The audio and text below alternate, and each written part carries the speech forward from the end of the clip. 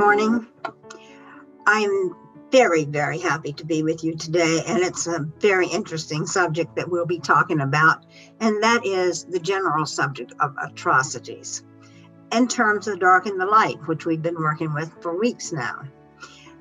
One wonders how, if you are dealing with the dark and the light, atrocities can happen, such as the concentration camps, apartheid, the annihilation of the American Indians for a great part, the bombing at Hiroshima. These are things that have such dark forces behind them that we wonder, how can we be talking about the light coming into a struggle with the dark forces and being the winner, the one that trumps the dark forces? The only thing that I can really say with certainty is that absolute light, or the very highest light in our world today, has a different space and a different time frame than we humans do. It exists in a different space, a different time. And we cannot comprehend, to begin with, that time. There is a verse in the scriptures that says, "Now we see through a glass darkly, but then face to face. For now we know in part, but then shall we know, even as we are known." And it talks about, when I was a child, I understood as a child. When I became a man, I thought as a man. This is somewhere in the New Testament. I think it's Corinthians, 1 Corinthians 13, maybe. But it's about the mystery.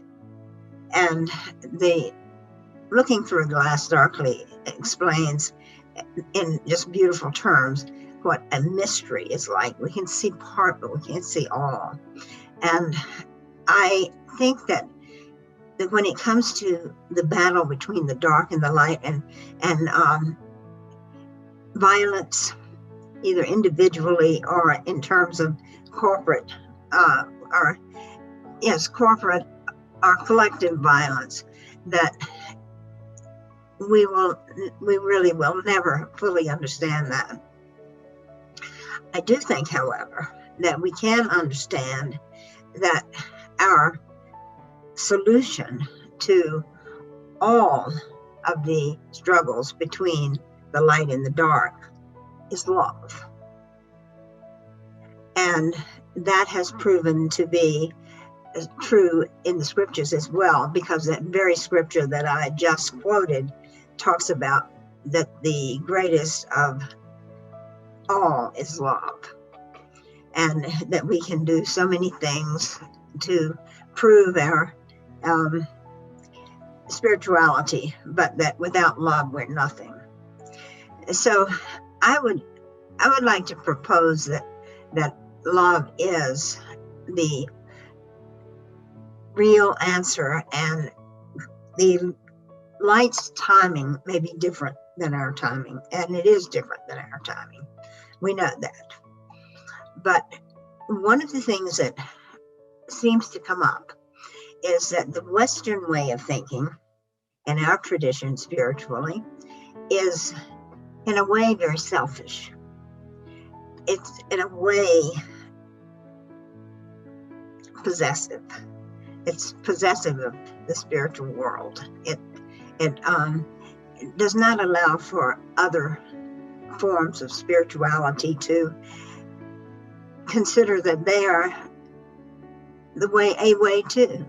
We talked a little bit about that last week, and almost all of the spiritualities of various countries that began with a mystical background have the idea of love in their makeup.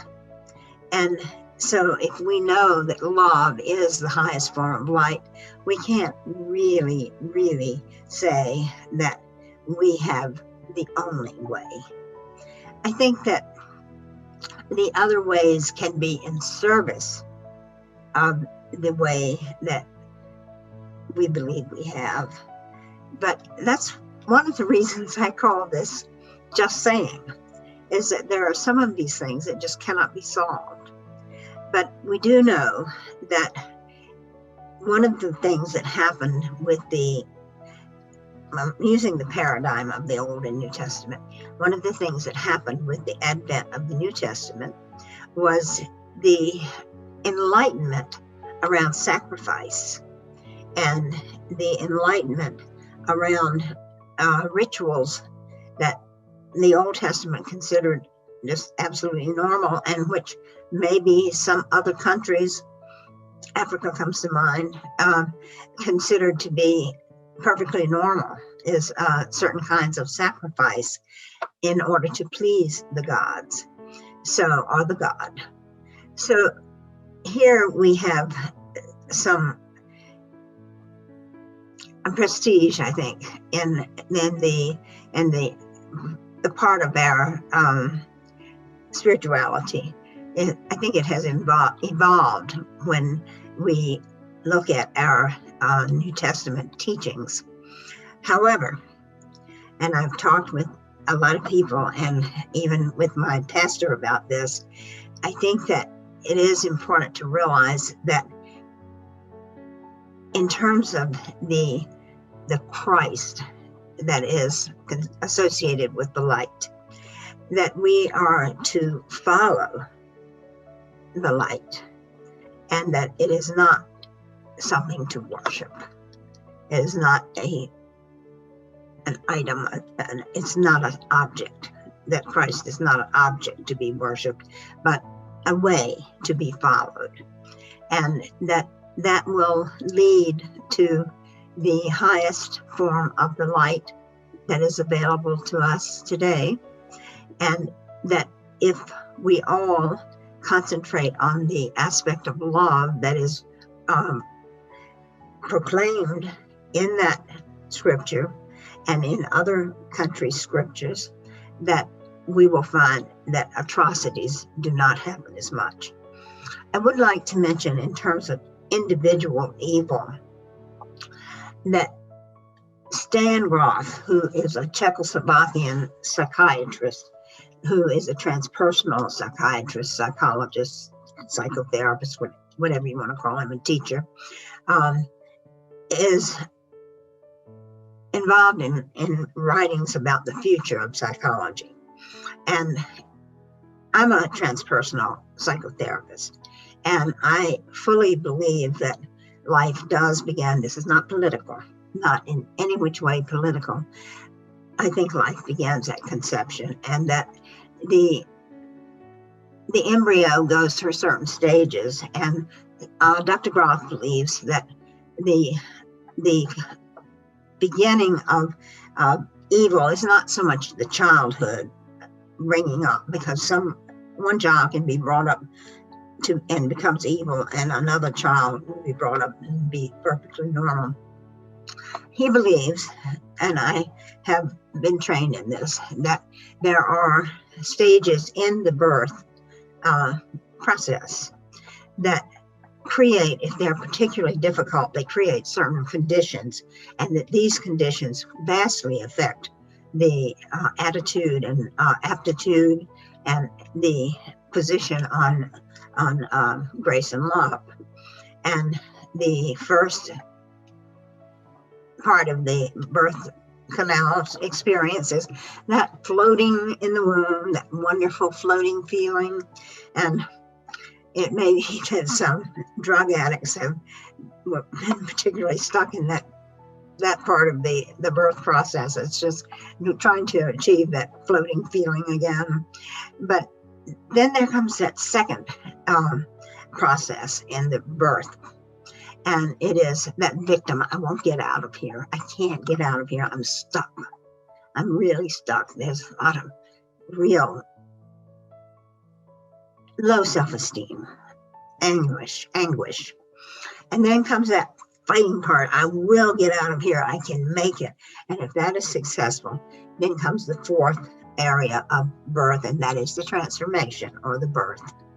And so, depending in many ways on where a person has difficulty in that process, is the predisposition for those experiences, those dynamics of those experiences to repeat themselves in that person's life.